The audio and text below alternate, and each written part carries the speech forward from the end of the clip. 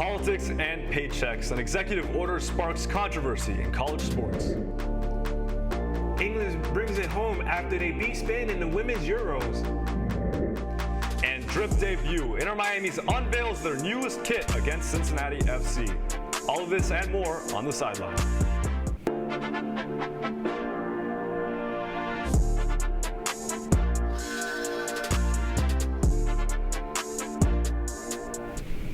Hello, South Florida, and welcome to the Sideline, the place where you get all of the highlights for your South Florida teams. I'm Warren Okoye. And I'm Julian Lascano, and the Sideline starts now. A new executive order from President Donald Trump is stirring debate in the world of college athletics. Sideline reporter Sabrina Lozano shows us how the policy can impact student athletes across schools in South Florida. College athletes in South Florida could soon see big changes thanks to a new executive order signed by President Donald Trump. The order tells the Department of Education to create a new plan that protects athletic scholarships, especially in non-revenue sports like swimming, soccer, and track, which are all strong programs here in South Florida. Technical question, how does a player get paid? Do they hear the cha-ching from Venmo on their phone once every 2 weeks? We have chosen to opt in with a contract that the Big Ten has, and they're using PayPal, Venmo.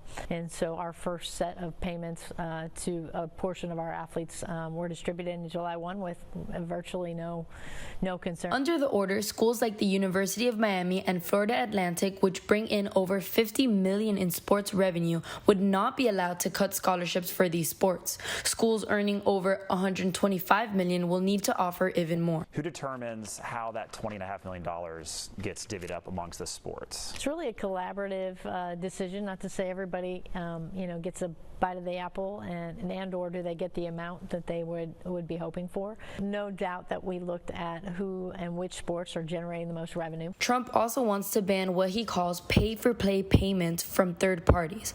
Critics say the order could limit how much local athletes can earn or which sports get funding, but supporters argue it'll protect college sports programs that matter to South Florida communities. Intermiami FC secure a hard-fought 0-0 draw against FC Cincinnati at Chase Stadium. Goalkeeper Rocco Rios Novo delivers a standout performance with 3 key saves to keep a clean sheet. The Herons had several chances with Fafa Picault and Marcelo Wigan testing Cincinnati's defense, but couldn't find the back of the net. Plus, Argentine midfielder Rodrigo De Paul was officially unveiled to fans tonight, with the teams meet again next Saturday at 7:15 p.m. It was a tough night for the Fish in Milwaukee. Off the top, Marlin able to strike early with Kyle Stowers driving in Xavier Edwards. Then Herberto Hernandez launching a solo shot, and the defense turns a smooth double play to keep the lead. But the Brewers rally late, tying it in the 8th and walking it off in the 9th. With Blake Perkins' RBI single, Brewers take the game 3-2. The Marlins win the series 2-1. Next, the Fish will face the Cardinals tonight at 7:45. It was a thriller in London as England and Spain battled for the Women's Euro 2025 title. Let's take a deeper dive into this. England falls behind early but ties it up when Alessia Russo scores with a header, making it 1-1. After extra time, it all comes down to penalty kicks.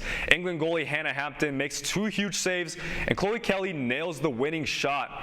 England beats Spain 3-1 in the shootout to win the Women's Euro 2025, their 2nd title in a row. Now it's time for everyone's favorite segment, biggest W's and L's. Starting us off with your W, Warren. Well, coming into this season, I don't think anybody expected this, but the Miami Marlins are one of the hottest teams in the MLB. After getting swept in their 3-game home series against the Colorado Rockies, you just had a feeling that loss was something they just had to bounce back from. Yeah. Starting pitcher Kyle Cantrell, after Rockies series, said no one is good enough to just throw the ball out there and see what happens. The Miami Marlins have won 27-17 overall, and honestly, Julian, this is something to watch out for because the Marlins, they could perhaps make the playoffs for the 2nd time in 28 years, perhaps maybe win a playoff game or even a playoff series, but I digress. What's your W for the week? I'm happy for the Marlins making this season a really good success, but for my W this week, let's talk about Becky Hammon reaching legendary status, becoming the fastest female head coach in WNBA history to reach 100 wins, and she did it in just 145 games. And let's not forget, this isn't just a milestone, it's a statement. Hammon's taken the Las Vegas Aces from a strong team to an absolute dynasty, back-to-back championships, dominant regular seasons, and now this record, she's proving game after game that her coaching IQ is off the charts. She's coached under legends. Now she's building her own resume, but that Hall of Fame worthy season is all hers. Big time W for Becky Hammon, the Aces, and the future of women in sports leadership. Becky Hammon definitely is a Hall of Famer. And now for my biggest L, it's like the Miami Dolphins just cannot catch a break. The Miami Dolphins offensive lineman Baron Matos suffered an undisclosed injury during the training camp, unfortunately, on Wednesday. And the injury happened in the final minutes of the first day of training camp. Matos was airlifted to Ryder Trauma Center at Jackson Memorial Hospital, where he remained overnight for evaluation and testing.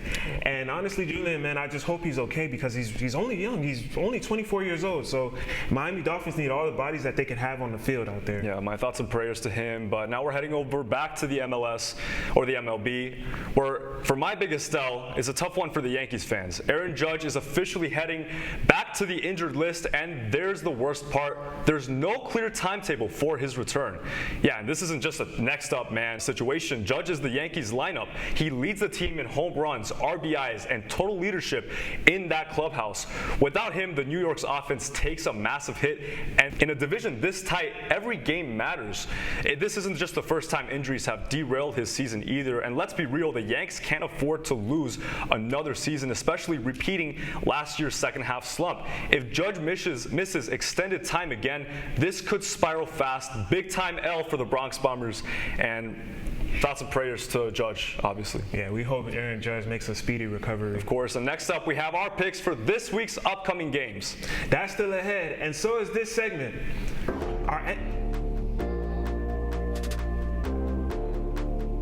Our analyst is here with their takes on the drama surrounding the Miami Dolphins entering the 2025 NFL season. Sideline will be back in 2 minutes.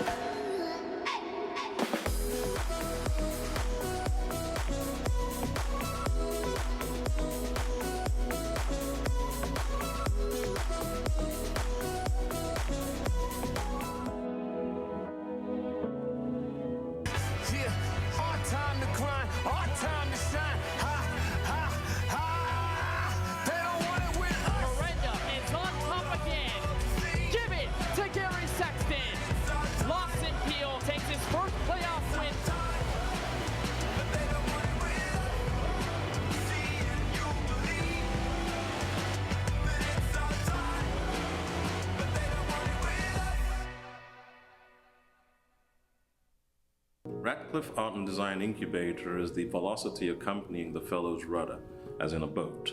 Unless there is movement or action, the planned direction is of little consequence. We encourage the creative ideas into action, and from the experience of doing, we critically assess the feedback, adjust, and set out to rediscover the potentialities of an entrepreneurial mindset.